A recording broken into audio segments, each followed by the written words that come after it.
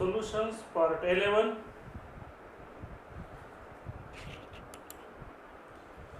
Today we are going to discuss third colligative property, that is depression in freezing point.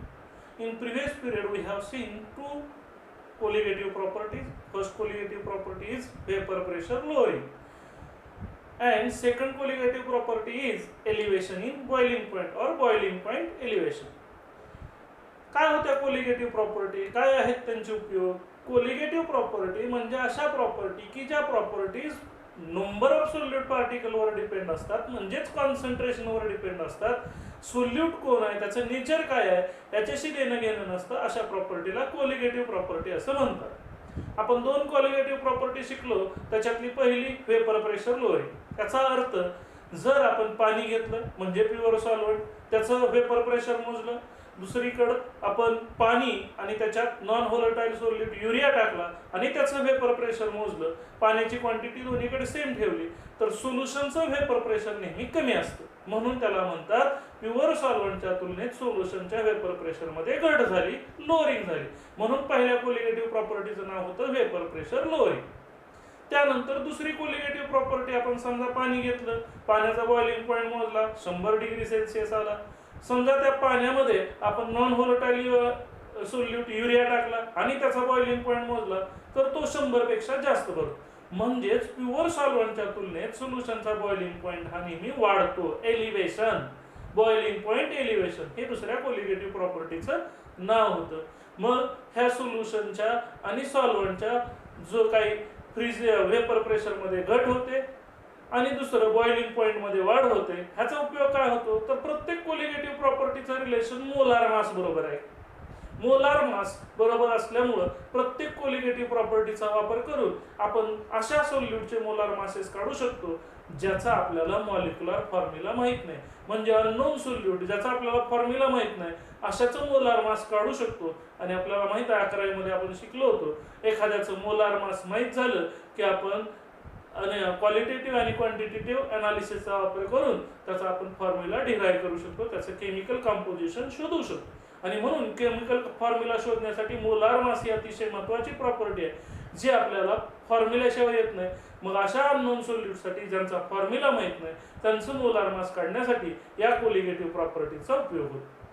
आजपासून आपण तिसरी colligative property शिकत आहोत, depression in freezing point. त्यासाठी आपल्याला समजून घ्यावं लागेल फ्रीजिंग पॉईंट म्हणजे काय. Freezing point of a liquid is the temperature at which liquid and solid are in equilibrium and the two phases have same vapor pressure. The general experimental observation is that freezing point of solvent is lowered by dissolving a non-volatile solute into it. Freezing point म्हणजे काय असतो आपल्याला सर्वांना माहित आहे. पाण्याचा freezing point 0 degree Celsius आहे. म्हणजे ते असं टेम्परेचर आहे की त्या टेम्परेचरला पाण्याचं आणि त्याच्या सॉलिड स्टेट म्हणजे बर्फाचं, आईसचं वेपर प्रेशर त्या क्षणी सेम भरतं, सारखं भरतं.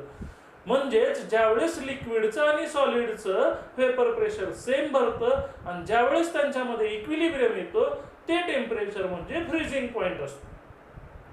त्यानंतर आपल्याला ह्या कोलिगेटिव्ह प्रॉपर्टीमध्ये शिकायचं आहे. समजा आपण एका बाजूला 1 लिटर पाणी घेतो, प्युअर पाणी, आणि दुसऱ्या बाजूला 1 लिटर पाणी आणि त्याच्यात 0.1 मोल युरिया आपण ऍड केला. म्हणजे एका बाजूला प्युअर सॉल्व्हंट आहे, एका बाजूला सोल्युशन आहे. आणि आता दोघांचेही फ्रीजिंग पॉईंट मोजायचं ठरवलं. तर प्युअर पाण्याचा फ्रीजिंग पॉईंट 0 डिग्री सेल्सिअस येणार, परंतु ज्या पाण्यात आपण युरिया टाकलाय त्याचा मात्र 0 डिग्री सेल्सिअस येणार नाही.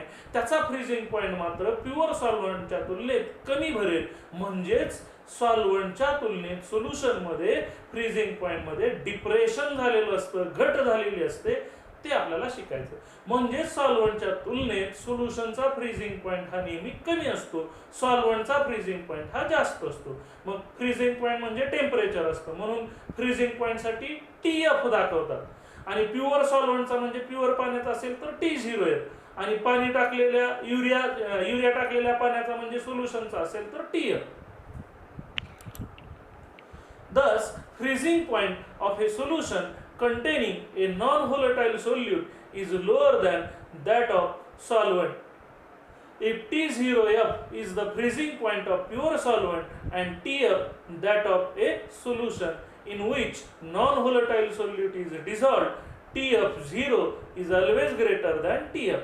T0F म्हणजे प्युअर सॉल्व्हंट म्हणजे pure 0 pure, TF freezing point म्हणजे प्युअर पाण्याचा प्युअर सॉल्व्हंटचा फ्रीजिंग पॉइंट T0F. आणि TF म्हणजे ज्या सॉल्व्हंट मध्ये आपण सोल्यूट ऍड केलाय, कसला सोल्यूट तर नॉन व्होलेटाईल सोल्यूट म्हणजे सोल्युशनचा फ्रीजिंग पॉइंट. मग मी आता सांगितलं की प्युअर सॉल्व्हंटच्या तुलनेत सोल्युशनचा फ्रीजिंग पॉइंट कमी असतो म्हणजेच TF लोअर असतो आणि T0F हायर असतो. The difference between the freezing point of pure solvent and that of the solution is depression in freezing point. Thus delta TF is equal to T0F minus TF. मग हे जे दोन फरक झालाय, घट झाली, ती जर काढायची असेल फ्रीजिंग पॉइंट मध्ये झालेली घट, तो दोन टेम्परेचर मधला डिफरन्स असणार. म्हणून depression in freezing point he colligative property delta TF न दाखवतात. त्यासाठी आपल्याला T0F म्हणजे प्युअर सॉल्व्हंटचा फ्रीजिंग पॉइंट मधनं TF म्हणजे सोल्युशनचा फ्रीजिंग पॉइंट वजा करावा लागेल. म्हणजे नेहमी हायर मधून लोअर वजा करायचा, आपल्याला घट कितीची झाली ते कळेल. समजा एखाद्या सॉल्व्हंटचा फ्रीजिंग पॉइंट होता 70 डिग्री सेल्सिअस आणि तो त्याच्यामध्ये सोल्युशन केल्यानंतर त्याचा झाला 69, तर घट कितीची झाली 1 ची, म्हणजेच तो डेल्टा TF. त्यासाठी आपल्याला प्युअर सॉल्व्हंटचा फ्रीजिंग पॉइंट मधनं सोल्युशनचा फ्रीजिंग पॉइंट वजा करावा लागेल. 70 वजा 69 1.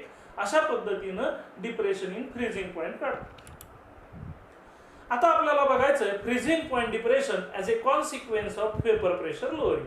आपण पहिल्या दोन कोलिगेटिव्ह प्रॉपर्टी बघितलं. वेपर प्रेशर पहिली कोलिगेटिव्ह प्रॉपर्टी, दुसरी colligative property elevation in boiling point, ती वेपर प्रेशरवर डिपेंड होते. मग फ्रीजिंग पॉइंट सुद्धा वेपर प्रेशरवर डिपेंड आहे. कारण फ्रीजिंग पॉइंटची डेफिनेशन आपण काय केली होती, ज्या क्षणी लिक्विडचं वेपर प्रेशर सॉलिडशी इक्वल होईल त्या क्षणी ते टेम्परेचर म्हणजे फ्रीजिंग पॉइंट. याचाच अर्थ फ्रीजिंग पॉइंट हा वेपर प्रेशरवर डिपेंड आहे. मग प्युअर सॉल्व्हंटच्या तुलनेत सोल्युशनचं वेपर प्रेशर कमी असतं आणि म्हणून प्युअर सॉल्व्हंटच्या फ्रीजिंग पॉइंटच्या तुलनेत सोल्युशनचा फ्रीजिंग पॉइंट हा कमी असतो.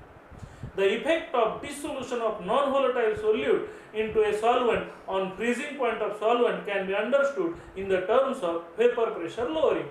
आणि म्हणून फ्रीजिंग पॉइंट मध्ये का घट होते प्युअर सॉल्व्हंटच्या तुलनेत सोल्युशन मध्ये ते जर बघायचं असेल तर आपल्याला वेपर प्रेशर लोअरिंग शिकावं लागेल.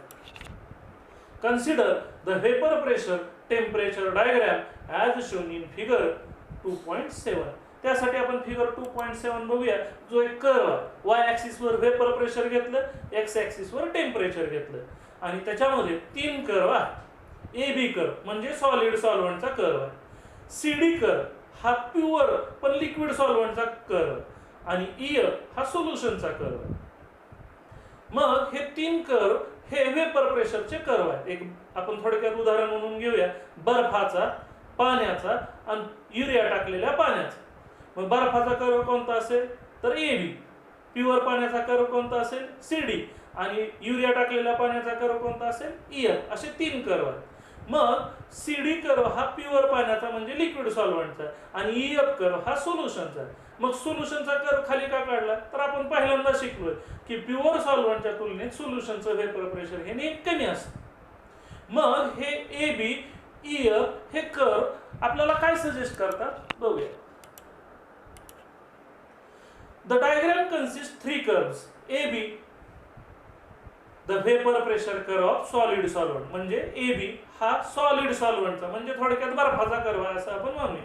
CD is the vapor pressure curve of pure solid, pure liquid solvent म्हणजे तो शुद्ध पाण्याचा कर्व आहे CD.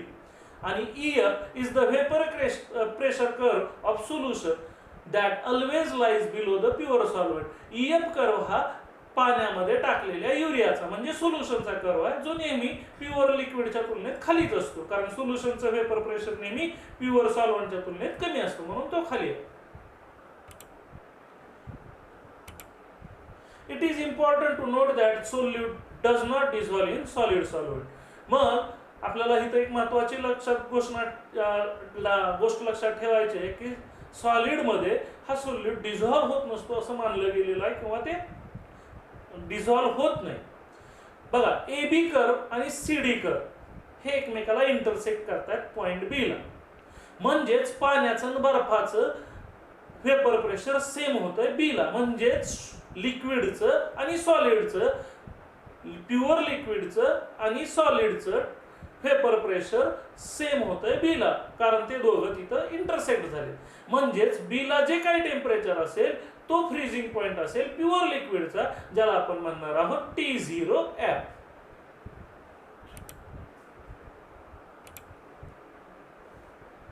तसंच आता EF कर्व म्हणजे सोल्युशनचा कर्व आणि AC कर्व म्हणजे सॉलिडचा कर्व, हे दोघं कुठे एकमेकाला छेदतात, इंटरसेक्ट करतात या कर्वला.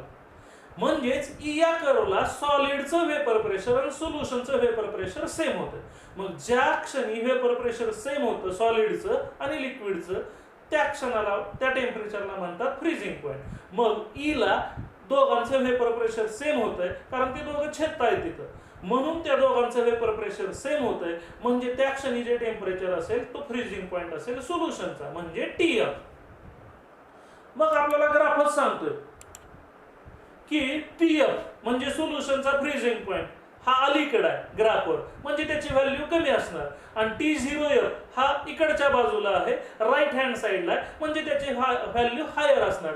म्हणजेच ग्राफवरून आपल्याला स्पष्टपणे दिसून येतं की सॉल्व्हंटचा फ्रीजिंग पॉइंट हा नेहमी जास्त असतो, T0F हा मोर असतो, आणि सोल्युशनचा फ्रीजिंग पॉइंट म्हणजे TF हा नेहमी लोअर असतो. हे आपल्याला ह्या व्हेपर प्रेशर कर्ववरून समजून येतं. म्हणजेच डिप्रेशन इन फ्रीजिंग पॉइंट हे डायरेक्टली व्हेपर प्रेशरशीच रिलेटेड आहे. Freezing point of a solvent is lowered by dissolving a non volatile solute into it, because at the freezing point of a pure liquid the attractive forces among molecules are large enough to cause the change of phase from liquid to solid. बघा, सॉल्व्हंटचा freezing point हा lower होतो. कशामुळे lower होतो? कारण freezing पॉइंटला pure लिक्विडमध्ये attractive forces हे जास्त असतात, लार्ज असतात, की ज्याच्यामुळं तिथं फेज लिक्विडची सॉलिड व्हायला आपल्याला टेम्परेचर जास्त ठेवावं लागतं, एनर्जी जास्त ठेवावं लागते. का तिथं फोर्सेस जास्त असतात? कारण प्युअर लिक्विडमध्ये सगळे मॉलिक्यूल सॉल्व्हंटचेच असतात, त्यामुळे अट्रॅक्शन स्ट्रॉंग असतं. पण सोल्युशनमध्ये काय होतं? In A solution the solvent molecules are separated from each other because of solute molecules. Thus, the separation of solvent molecules in solution is more than that in pure solvent. This results in decreasing the attractive forces between solvent molecules. Solution मध्ये काय होतं? सॉल्व्हंटच्या molecule बरोबर तिथे सोल्यूटचे molecule असतात, त्यामुळे solvent molecule मध्ये separation भरपूर असतं, आणि त्या सेपरेशनमुळे अट्रॅक्टिव्ह फोर्सेस कमी झालेले असतात, डिक्रीज झालेले असतात. त्यामुळं त्याचं सॉलिड स्टेट करायचे असेल तर टेम्परेचर कमी लागतं. Consequently, the temperature of the solution is lowered below the freezing point of a solvent to cause the phase change, आणि त्यामुळे सोल्युशन मध्ये फ्रीजिंग पॉइंट हा नेहमी कमी भरतो फेज चेंज करण्यासाठी, कारण तिथे अट्रॅक्टिव्ह फोर्सेस कमी भरलेले असतात, कमी असतात, कारण तिथे सॉल्व्हंट बरोबर सोल्यूटचे मॉलिक्युल्स असतात. थँक्यू.